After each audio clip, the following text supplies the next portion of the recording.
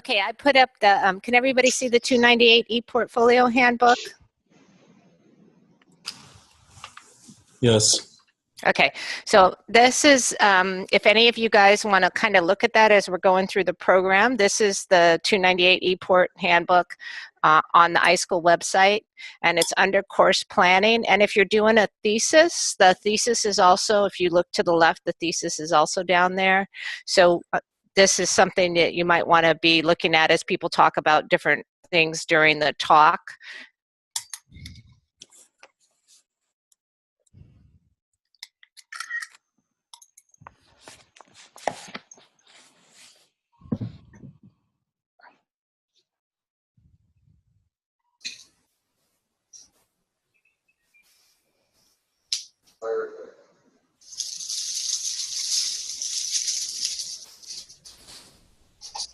And we've got 4 people talking tonight, and we've got 2 students who have graduated who are going to share some of their experiences. And we've got another student who's currently doing her e-portfolio. So she's going to share her experience, and then Dr. Bernier is going to talk about the thesis versus the e-port. So if you haven't made up your mind yet, you can hear some of the differences between those two. And then we'll have a handout that I'll share with everybody. So if you have questions at any time, please feel free to type them in the chat box. We've got a lot of people here, so it might be difficult for us to keep up. If your question doesn't get answered, you're welcome to email me. And my email is, I'll type it in the chat box because it's a little bit, my last name's a little bit complicated. And we are going to start with Rebecca, and Rebecca, I believe, graduated. Are you here, Rebecca? I think I saw you on the. Yes, I'm here. Okay, and you, Rebecca, you graduated last semester. Is that right? I graduated in the spring of 2017. Okay. So, yeah. So, and I know you have to get going. So, without further ado, I guess we will let you get started with your discussion. Okay, thank you. Sorry I have to leave early. I'm going to attempt to share my screen because I have a brief presentation. It says I cannot start screen while the other person is sharing. Amy, what do we need to do? What do I need to do? Mary, Stop share? Yes, you need to stop share. Okay, thank you.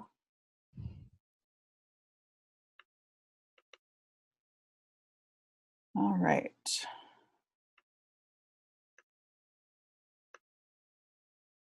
All right. Okay, first of all, I'm Rebecca Liang, and I started the iSchool program in the fall of 2014, and I finished, like I said, May of 2017 by completing the e-portfolio. During my time at the iSchool, I served as the webmaster and a member at large for SLASC. So it's interesting to hear Jonathan say changing the website. It made me curious.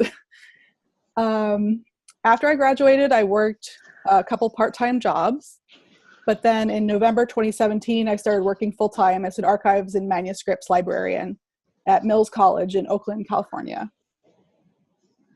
So before I get started, I want to say that the first thing to remember is that you've done so much of the work already by the time you're ready to do the e-port. This is your chance to showcase what you've done so you can just relax and just do the work and it's all there for you. Try to think of this semester when you do the e-port as a type of prolonged graduation walk of all your accomplishments. I also want to say that getting involved with student groups looks incredible on your e-port. You can tailor your experiences to your interests. You can fulfill specific comp goals that you need and learn new skills and make friends with future professional colleagues. So I really endorse getting involved with a student group. So there are a few things that I wanted to focus on, and a few people have been asking already. Dates are really important. Get a calendar and put all your dates on it and figure out what's going on. These links have already been shared, I think, but take a look at the e-port handbook on the iSchool website, which I think Jonathan shared earlier. and pay attention to the dates. So I don't know if we actually did the candidacy deadlines, but that's the second link is for that. And you can see somebody was asking about like, what if I graduate in the fall? And so they plan a little farther out so you can see when your candidacy deadline would be. And in addition to just these administrative dates, of course, dates are important for the e-port. So it helps to plan out, kind of get an idea. I think there are 15 competencies, so you want to kind of plan out how you're going to do it through the semester. And it's really important to remember also that the e-port ends before regular classes end. So it's going to be there before you know it. According to the website, the e-port is due no later than the third Monday in November for the fall semester, and the third Monday in April. So for this semester, it's due April 16th. So when you plan out your dates, be sure to take that into account. But don't freak out too much in the beginning, because it took me about 2 to 3 weeks to do my first comp. And then after that, I was doing 1 or 2 a week, and it went pretty smoothly. So once you get used to it, it's a lot easier. But it might take a while to do the first one. And also a note, I think a lot of you already know, but all advisors are different. So you get assigned an advisor, and you don't really have a choice about who that is. And then the advisor has their own personal schedule about, oh, you need to submit comps on these specific dates, like every 2 weeks. And some people are they just let you set your own schedule. And that can be dangerous if you're not on top of it, because you could leave it all to the end. But trust me, it's better to spread it out. So another thing that's important about the e-port is knowing how to prepare. So some of you are just starting this semester, and kudos for you for already looking towards the end of your program and figuring out how you want to do the e-port or graduate. One thing you can do is always make sure to save your work and save it in multiple places and document it. So have lots of like folders for your classes. And then I use two spreadsheets. This is an example of one of my spreadsheets where it's just really basic. You have a competency. I had a nickname so that I could remember what that was. And then there's the formal definition. And then as many examples as you can come up with of assignments. So say you write a really great paper for 200, Info 200, and you're really proud of it, and you think it's going to be great for, one of these comps, then make a note in the example and just keep it for later, because that'll be really useful to you when you're actually going through and doing it. The other spreadsheet that I relied on a lot is actually, I didn't include a screenshot, but I got it from Kelly Wantock. I have to give her credit. She did a presentation for ALA SC in 2016. And in her spreadsheet, she recommended documenting each assignment that you do. So here I just have examples of assignments that I think will fit into the comp. But you can look at it another way, in that by the end, I had documented every single assignment I did for every single class. And I forced myself to think of what comp it would be suitable for. And that was really helpful because it allowed me to look back at my body of work and find the strongest examples for each comp. Also, I want to urge you to set up your ePort site in the break before the beginning of your final semester. So I did a WordPress site, and I set up the framework in the winter break before my semester, so I could get rolling right away on writing my comps. And finally, graduation. Okay, I apologize for my dorky pictures. I feel really silly in them, but my husband helped me, and this is like the best picture we could come up with. This is an example of one of the aspects of graduation. So what happens is you finish your ePort, and you're like, oh great, I'm done. And maybe your advisor will just say, okay, you finished your last one, you're done. And there's no like trumpets or fanfare or anything. But I just want to remind you to give yourself a pat on the back and rely on, your friends and family to really congratulate you when you're done. And don't forget that there's a Facebook ePort group that's a great support throughout the whole thing, and especially at the end so that everybody can congratulate each other. So another thing, this kind of ties back to dates, is that keep an eye out. You'll see different graduation emails come up at the end. This is an example of the graduation profile. Everybody gets a chance to make their own, and it's kind of a fun way to see your classmates who you may never get to see in person. There's also a reception at San Jose State, and you can walk in graduation, but that's a lot less intimate. So I'm just rounding out my time, and I guess that's pretty much what I want to say. Just make sure you check your email and look for all the opportunities that are coming up regarding graduation. Thank you. Thank you, Rebecca. That was great. Too. If you guys have questions for Rebecca, you want to type them super fast because Rebecca has to leave us. But we can always email them to her too if she has to go. We've got Janice, you're up next. Yes, can you hear me now? Yes. Yay, awesome.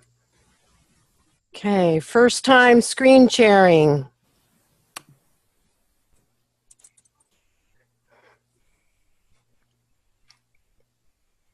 Let's see. Okay. Hi, everybody. I'm Janice Whitney, and I started the MLS program exactly 4 years ago this semester. And I'd like to share my ideas that are helpful for getting ready to do your ePort. And Rebecca covered quite a few of the ones I was going to share, but let me see what else I can share that's new. One thing I want to say is it's exciting to take the plunge. Being enrolled now in Info 289, it's both exciting and also a sensation of having butterflies to be in my final semester. Anyway, so then now I would say the most important thing I found useful getting ready for ePort was using the mapped courses to competencies. And here's the link. Mapping out your courses along the way and making sure you're not doing too many for one competency and leaving out the others. Let's see, what else did I want to share? I kept a log of my classes that I was taking and their corresponding competencies, the ones I had completed and those that were in progress. But I also kept kind of like a wish list of the classes that I was hoping to take.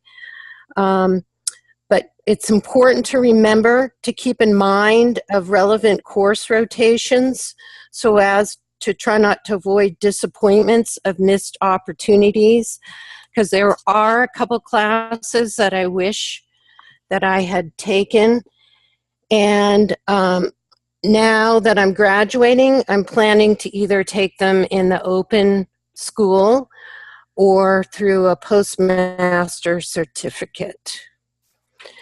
And just like what Rebecca said earlier, it is so important to remember to save everything that you do and to create backups of your work, projects, and even your discussion board posts.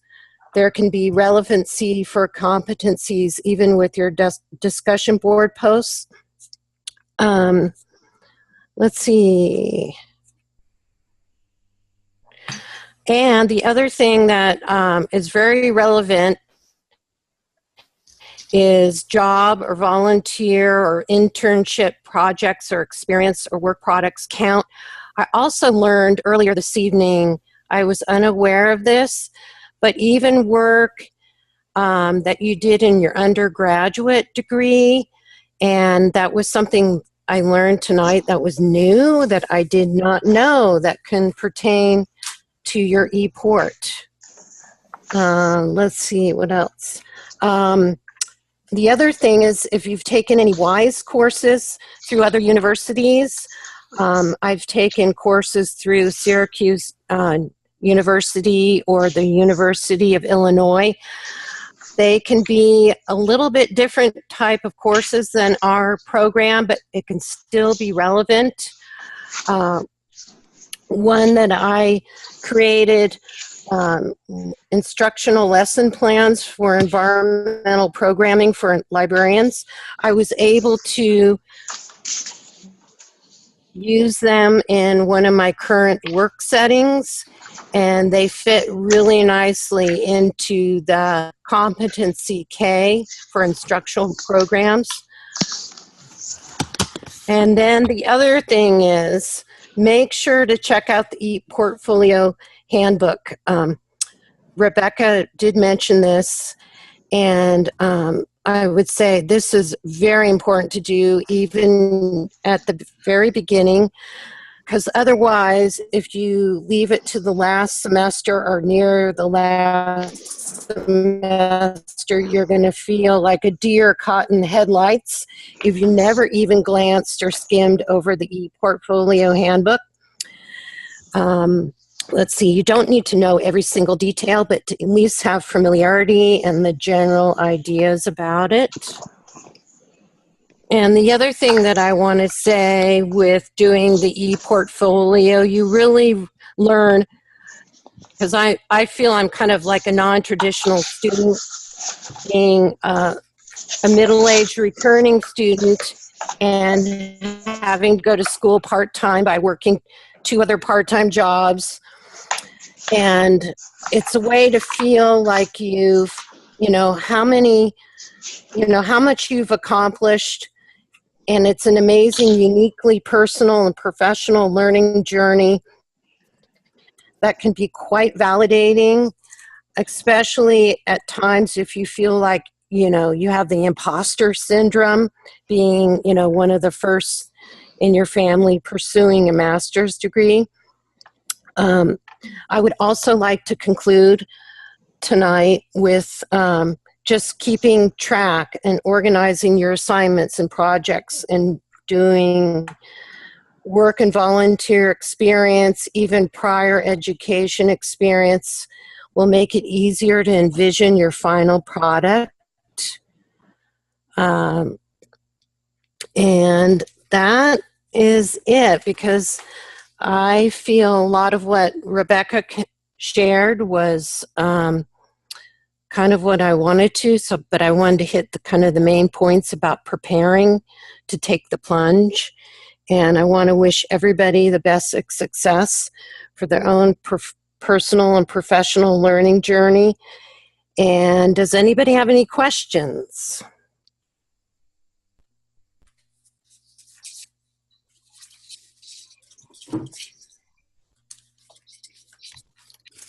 I just wanted to let everybody know really quickly that I went ahead and muted everyone who wasn't speaking. So if you do want to say something, you do need to unmute yourself if you have a question. And while we're waiting for any questions, I just want to thank Janice very much for sharing her experience. And I wanted to highlight a couple things that have shown up in the chat box as Janice was talking. People have been asking questions, and one of the things I think is most useful to keep in mind as you're preparing your ePortfolio is that almost anything that you can make an argument for can be used as evidence. So think beyond the obvious. It doesn't have to be a great essay you wrote. It can be, as people were saying in the chat, it can be discussion posts. It can be a webinar you attended. It can be a conference you attended. It can be if you taught a class in your library or something, you can use that. So really try to and while you're going through the program, everything you do, think, where in my ePort could I use this? And I'd love to hear from other people if they had any quick ideas in the next minute or two, and then we'll get started with Heather.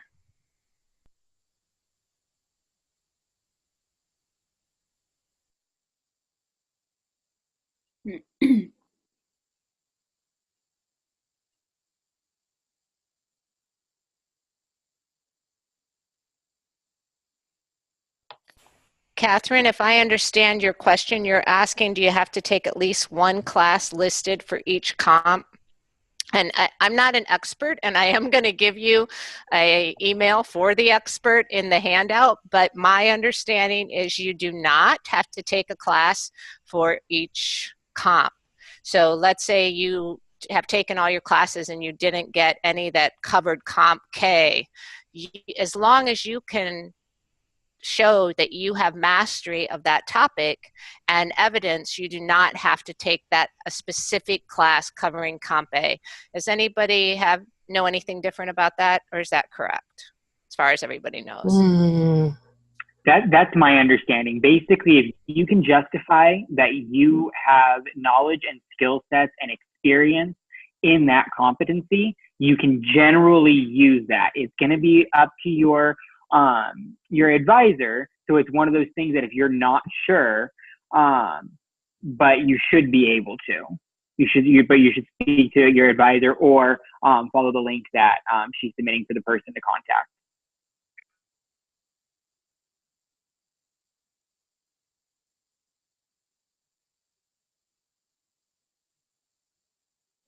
Okay, I am actually going to look that up, and I will try to get that information to people before we're done. And Heather, if you're ready, we'll get started with your part of your program. Okay, thank you, Mary.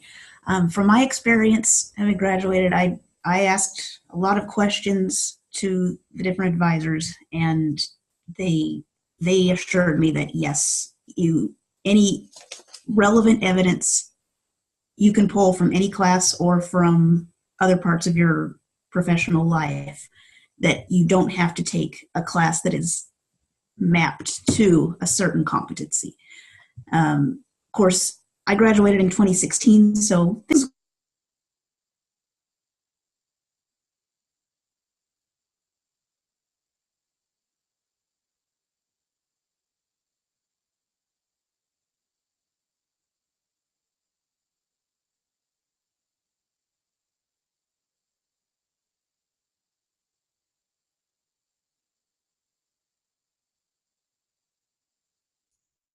Heather, are you talking? We're not hearing anything. I think your mic isn't working. Oh goodness, I'm so sorry. Did you hear anything I said? I don't want to repeat. I don't want to be obnoxious. We heard you say something about you graduated in 2016 and. Okay, wow, I guess, interesting. It cut off. So in my experience, yes, anything that you do in your professional life, in any classes, that you can find a way to connect to that competency. You do not need to take a class that the iSchool has said is mapped to a certain competency. But because I graduated in 2016, some things may have changed since then. So it is worth checking. So my name is Heather Kiger, and I completed my MLIS about a year and a half ago, which is, time really does fly. Graduated in summer, which is, I'm going to talk briefly about that. I also did the ePort. I'm not going to go into as much detail, but I want to add to that, to what you were just saying, Mary, about using things from all different areas, that it can be a terrible essay, in your opinion, or discussion post, something that embarrasses you if it was earlier on in your academic progress. And what you would do is you would show this piece and your analysis of it now, that would show how you have grown since then, that you recognize you were wrong for this reason, and now I understand X, Y, and Z. That is a way to demonstrate that you have gone from being a novice to a professional. So keep that in mind as well. They don't all have to be amazing, perfect pieces. You can give your criticism of what you've done as evidence as well. So I also was in the SLA group before I graduated. Unfortunately, I only got involved with the group my final year in the program after I was in for MLIS program for 4 years. And it would have been really helpful to be in sooner. It opened up a lot of doors. It made the process a lot better. So I encourage you all, like Rebecca did, to get involved if you can. So let me go to my next slide. So graduating in the summer really wasn't a problem for me. I did not care about the graduation ceremony part. If you do graduate in the summer, you will have to wait until the following spring in May to go through the commencement ceremony. You can't do it ahead of time. So by that time, your life will have moved on. Library school will be a distant memory. So that's potentially a downside. But as for me, I was completing my ePort at the same time I was completing a full-time internship. And it was at Yosemite. And so if I had taken my final class in the spring, I would not have been able to be present in the moment and take in what a once-in-a-lifetime experience that was. And so I went ahead and decided, okay, I'll still be busy with an ePort and a full-time job, but I want my life to be in decent balance, So I decided 3 more months really isn't that big of a deal, and it was a great choice. If you've done summer school before, you know that it's accelerated, so you've got to be comfortable with that. But if you do that, you can really focus in on that class. You're not worried about the ePort or getting your forms turned in or what you're going to take the following semester. You can, in some ways, really relax on the administrative side and focus on that one last class that you really wanted to learn about. So that is one benefit of it as well. You cannot do your ePort in the summer, though. You have to do it spring or fall. So keep that in mind. You'll be spending that semester or the first part of that semester working on the ePort. And then if that's all you're taking, then you're free after you've written it all. Your semester is done. And so if you don't have any other classes or no internship, then you've got to, then you've kind of got some time on your hands. So that can be a positive or negative. The candidacy form, this is just a screenshot of part of what the form looks like, the one that's currently available online. Just make sure that you're using the most recent form. Don't download it to your computer and save it for several months. Wait until you are ready to fill it out and then get it from the website and submit it then. There are many directions and tutorials on the website that will help you through that. I can go through and show you how to get there. Jonathan showed us before, but I'm sure not everybody was online at that point. So, let's see. Move this over. So here we are on the main library page. Under current students, scroll down to graduation and the candidacy approval form information. This will give you all the information you need. You've got your deadlines here.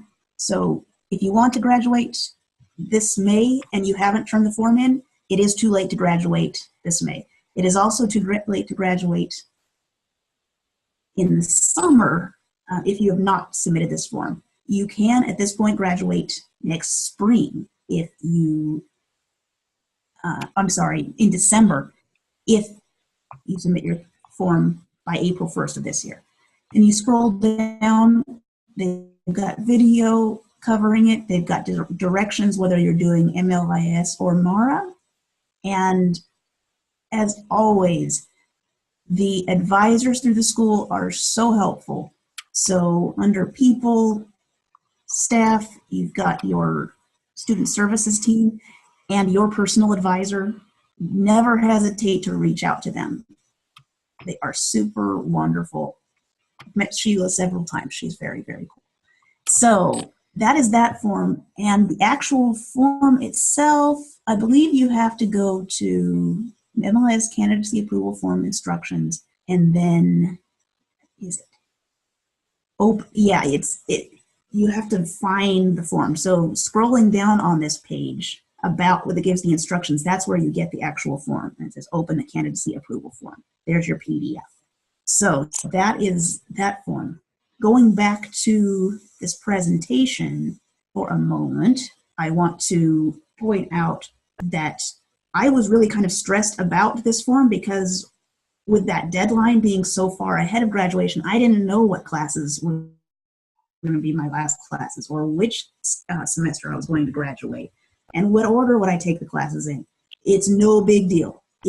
Administrative and wise, it is very quick and easy to make changes. So don't hesitate to get this form turned in, as long as, fill it out correctly to the best of your knowledge, but just throw in whatever you think is a good guess of what you're going to take for your future classes. Then when you start those future classes and it's different, then you're going to take this form, the request for course substitution in graduate degree program. Not difficult at all. You fill it out, you just switch out what you need. So back on our website for the school, current students in the same graduation area, you can change your graduation date or change your planned courses. This will take you, and for both of these, there's detailed directions and instructions for both forms. And just make sure you're keeping an eye out on the deadlines. Those cannot be changed. So they are what they are. Let me see, move this back to full screen. And so basically, as our previous two speakers have said, read all of the information. It's all there. I know there's a lot of it, but read it and read it again when you're getting closer to the time. Reading that information for me was earlier on helped me to kind of demystify the process for me. I still had questions, but at least I kind of knew where I was going. And definitely ask questions to your peers, to your advisors, to the staff of the school.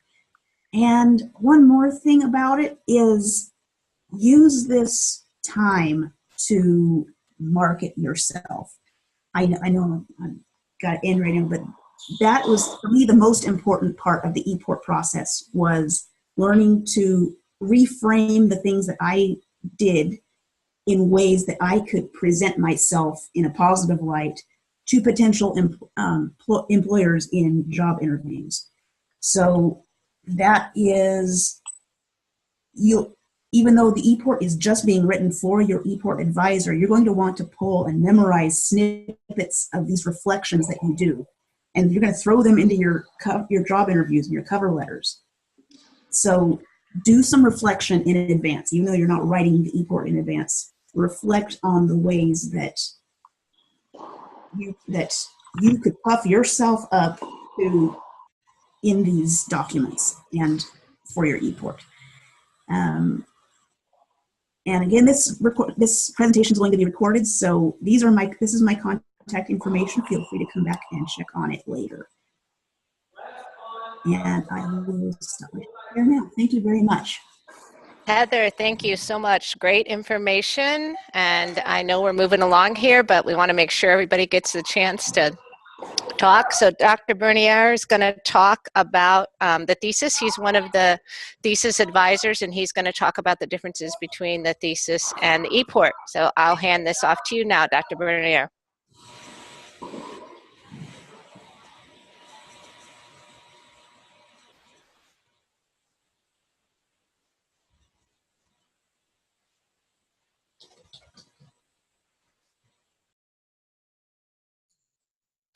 Dr. Bernier, I don't think you're still muted.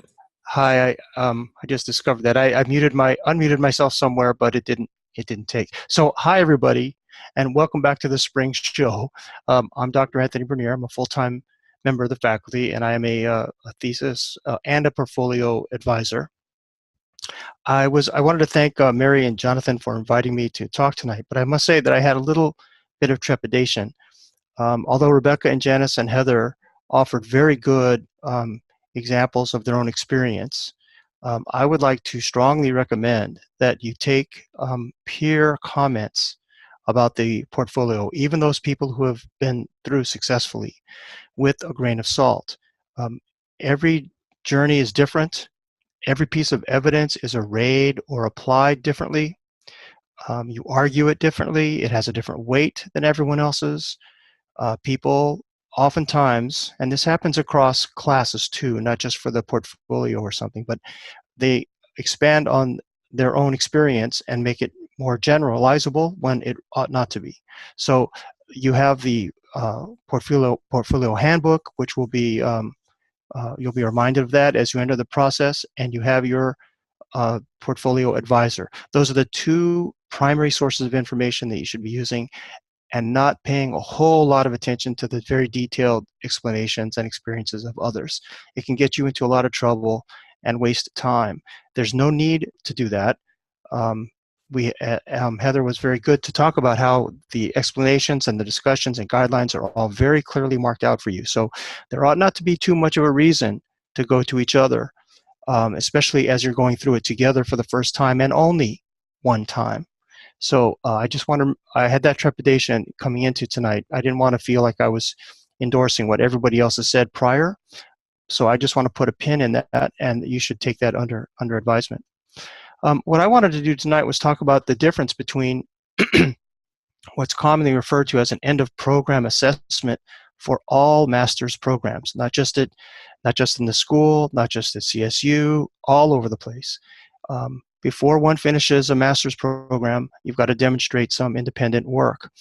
And some programs require nothing at the end. You just take all of the classes and you're done. That happens, for example, at one of the top-rated library schools in the country, University of Illinois at Urbana-Champaign. They don't have a final, they don't have a comprehensive exam, they don't have a thesis, portfolio, nothing. You just finish your classes and you're done. I really don't like that way of doing things. I think it doesn't really force you to do anything collective or synthetic at the end. But most other end of program assessments require either their comprehensive exams, a thesis of some kind, a formal thesis, or a portfolio of some kind.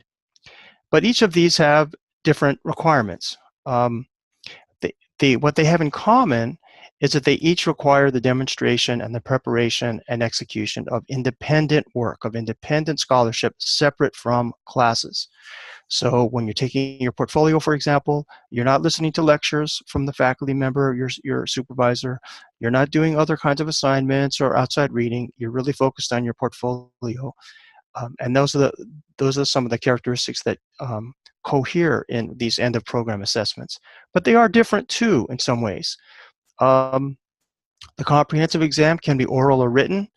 Typically it is time pressured, so you have between 10 in the morning and 1 o'clock to finish it, for instance. You receive rather vague guidance, if any at all. And for a master's program, a comprehensive written or oral exam is not very transferable in the job market. The thesis, by contrast, is also, of course, time consuming. In fact, its time limits expand out depending upon the project and how much time you can work on it. But it is not very well regarded in LIS workplaces, in many LIS workplaces. In the civil service exam process, for example, you have to go through the same kinds of questions that everyone else goes through in order to be ranked. And a thesis does not really comport in that regard. You can't really compare one person's thesis with another person's oral examination. So that's a liability for a thesis. Excuse me. It emphasizes the depth of your research skills in a very particular topic, which again is not very common for the job market, in which you want to be able to display a variety and a wide span of skills. On the other hand, the portfolio does do that. It does do that, offer that opportunity to demonstrate a broad span of skills. The portfolios are also reflective. They are comprehensive, as I suggest. It's not about a specific class or finishing a particular topic. It's about the wholeness. It is very structured. It is something of a showcase, but not necessarily just a showcase. But it is assembled over a time period. And yet there's minimal time pressure associated with it. You have the whole term essentially to finish, not the entire term, but most of it. And usually that's plenty enough time to finish. And the portfolio is, however, much more useful in being applicable for the job market. The thesis, on the other hand, does make an original contribution to the scholarly knowledge base of the field. It has some of these characteristics, not all, but I mean, these are not all of them, but it has all of these characteristics. It's conducted under the supervision of primarily a chair, a faculty member, and 2 secondary readers. Those are the people who constitute one's thesis committee. It's about discovery and the demonstration of a meaningful new question or problem. But it's the discovery of it. It's not just the assertion of it. It's the demonstration that it's valuable and meaningful. And it is a demonstrably new question or a problem from the field. After that, it includes a systematic collection and analysis of data. You've got to be able to find a data method. You got to go out and find out a population or a sample to go collect. You've got to go collect it. You've got to be able to analyze it critically. And then you've got to be able to apply that data to constituting an answer or a thesis to that new question or that problem. Otherwise, it's of no value whatsoever.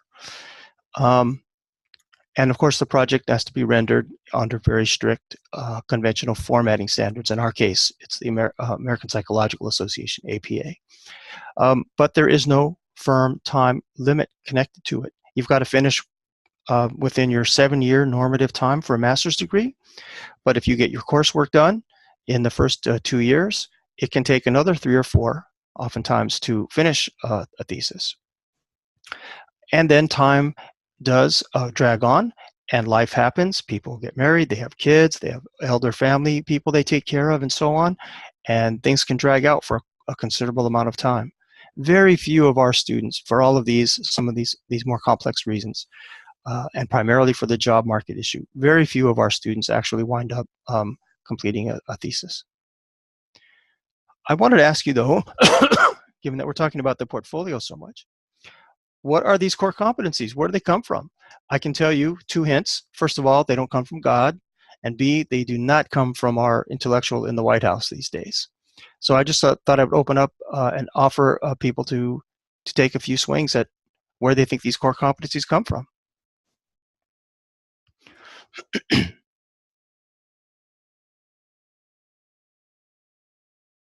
Come on, surely you must have some guesses.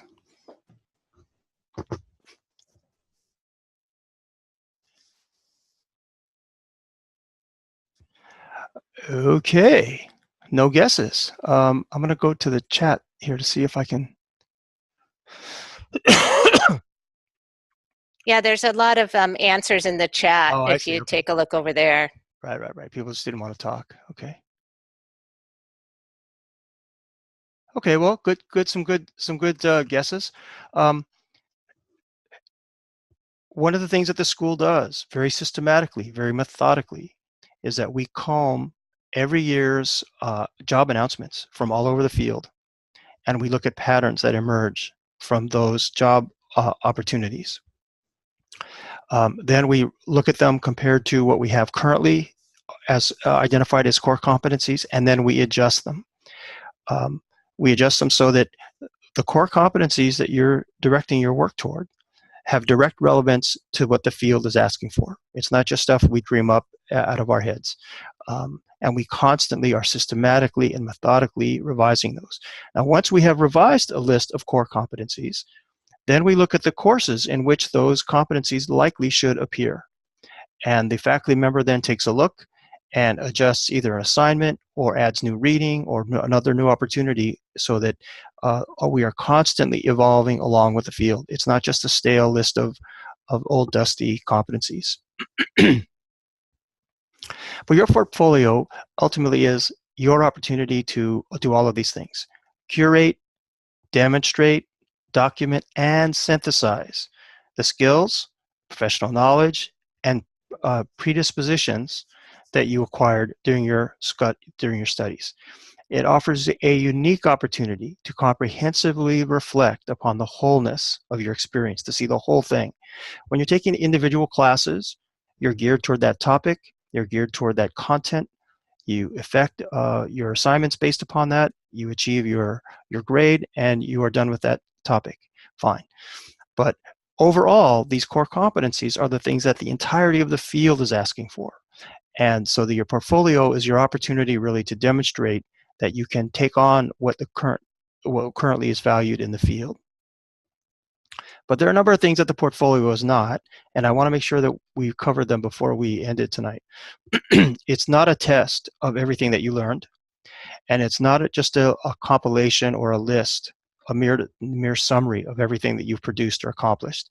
So this image, I love this image. It's just not a brain dump or a computer dump of everything that you've done.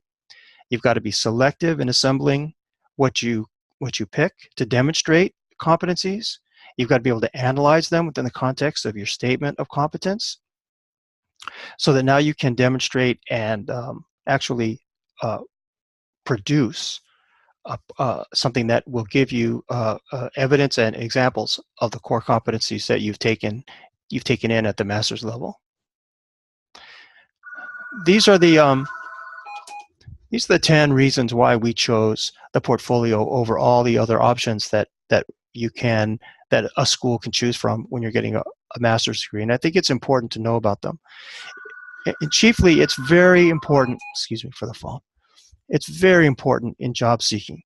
Heather was really good to mention that too, that when you're writing your letters of your cover letters, you want to be able to pull from those core competencies. I know I do when I write letters of recommendation for students. The language is all right there in front of you, and you've got the evidence. So using it for job seeking is really important. It's a very important self-reflection statement for a professional. You have a sense of what you can do, your strengths, and you also thereby have a sense of what areas you still need to work on. It requires that you think in terms of objectives and goals, not just vague concepts or ALA aspiration statements or all that kind of stuff. It really helps you focus. It requires that you synthesize all of these learning experiences together, which, as I said before, and I really call that the aha moment, when a student has come into they turned a corner conceptually, and then now they start to see the connections across all of these courses that they didn't see before. That's a very unique thing, and you don't do that if you're writing a thesis. You don't do that if you're taking oral exams, really. And there are a number of these other things that you can read, of course, for yourself. I think number 7 is important. It is decidedly a much less stressful option than a lot of other culminating projects.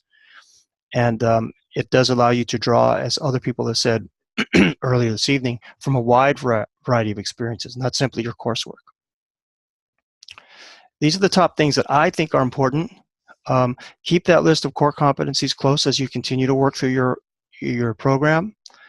And the second point is something I brought up at the very beginning. Be critical when you're reading or listening to other students' comments. People tend to generalize about the whole experience based upon their own, and it may not fit, and then you could be in trouble. Scanning or mapping new classes to core competency is important. And in terms of preparing ahead of time, you don't really need to do too much ahead of time. In fact, if you do too much ahead of time, and you find out from your advisor that's not the way they want to do it, then you've got to go back. But you can open up a folder for each competency, and as you go through your programming, file your good examples under each one. And you can use the same evidence more than once. Now, how many more than once depends on your advisor, but you can use the same evidence as long as it demonstrates what you're supposed to be doing in your competency item. And again, writing for your new job cover letters you should really use these competencies because they're for you. They're there for you already. So that's all I really have here. I'm willing to stay for a few more minutes and listen to another a question or two if somebody wants to vocalize it. Otherwise, you might tell my own voice is starting to fail a bit, and I'm going to get on. Hi, But thank you for the invitation. Dr. Bernier. Can you hear me? Yes, you can. My name is Havala Steinman. It's my first semester in the program. I am convinced of the fact that I want to try to write a thesis. Okay. I've been able to find a student who had their proposal chosen and then was able to move through the process. So my question for you is, what is the best way I can be preparing now for that thesis proposal class? It's not really a class. The thesis is a relationship that you begin with a senior member of the faculty who is willing to serve as your chair, and you would contact a person based upon the content or the kind of the topical area that you're thinking about writing. You don't have to have a hard question at this point. You don't have to have a methodological approach yet, but it would be a good idea to let somebody know, especially if you have a specific topic in mind that you're intending to, and then discuss why you want a thesis and have some good reasons for that. Because it's a lot longer. It can take up to a year or two more than you can by getting through with your portfolio. So I would say have a conversation with a senior member of the faculty who comports with your topical interest now or soon, and start planning to see what they say, what they think, how you respond to their questions, and then start looking at forming a committee that way. But that would be a good first step. Thank you, Professor. Dr. Bernier, this is Amy Nykamp. Could you just briefly talk about the advantages to those people who do theses? For instance, if they're going into PhD work or if they want to work in academic libraries, things like that. Good. Well, there are, of course, advantages for a thesis. It gives you depth on a particular topic, and it runs you through all the way through all of the formal academic research steps, as I outlined earlier for you. The thesis steps there. Sorry for this delay, and I am not finding it. Damn. Okay, sorry. But people who want to, people who are thinking about going on into an academic environment, either as an instructor, a part-time instructor, someone who is interested in perhaps going on to get a doctoral studies program, those are all good reasons, not necessarily the only reasons, but those are good reasons for wanting to pursue a thesis. You don't necessarily need a thesis to be competitive in a secondary, in an academic library environment, but it can help. Depends upon how good it is, how good you are, and a whole bunch of other things. And it does give you a much deeper exposure to the academic, what producing research really is about. You don't really get so much of that in a master's program normally. What you're doing is you're following the course outline and the readings and the studies of your instructor. But when you're doing a thesis, you do get a little bit more in depth of that. You've got to understand at a much higher level what a literature review is, for example, what it does, how it happens, how it's useful, what it means, and how to build off from it. But again, going on into an academic library situation, going on for further doctoral studies, does not necessarily require a thesis, but it can help, and it can matter. It depends on the topic, it depends on you, it depends on the institution, and a variety of other things. Not a very hard and fast, clean-cut answer, Amy, but these are not clear and clean-cut kinds of situations. I appreciate that. Thank you. And hello, by the way. Hello.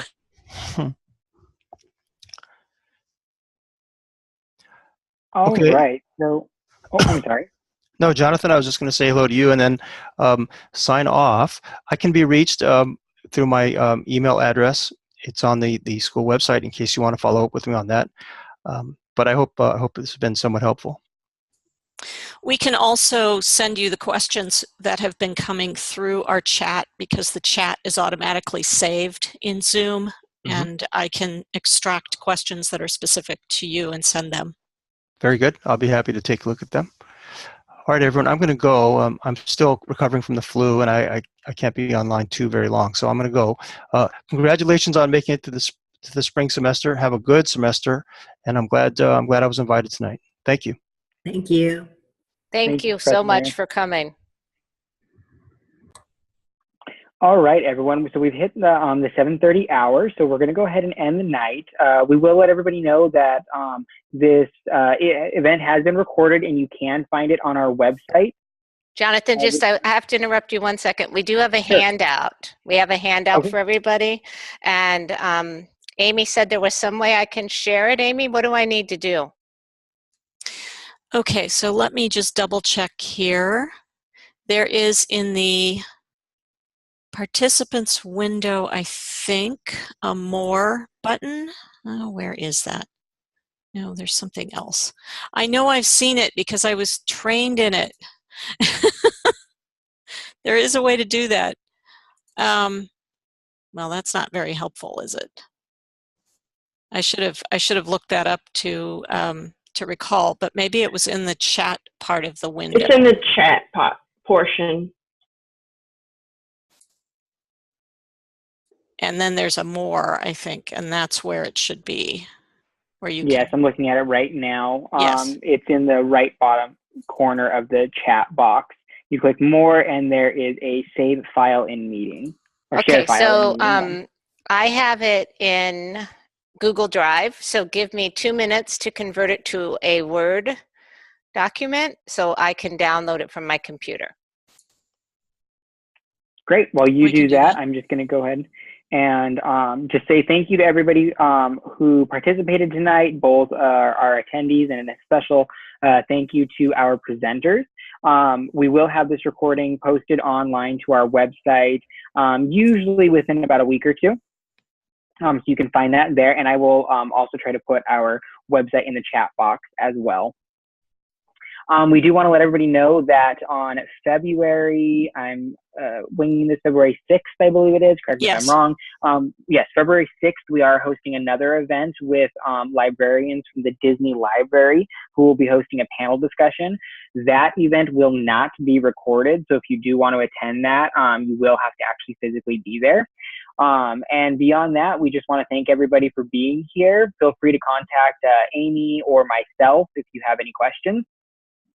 We're always looking for new members, so please join our membership and have a great night. Thank you very much.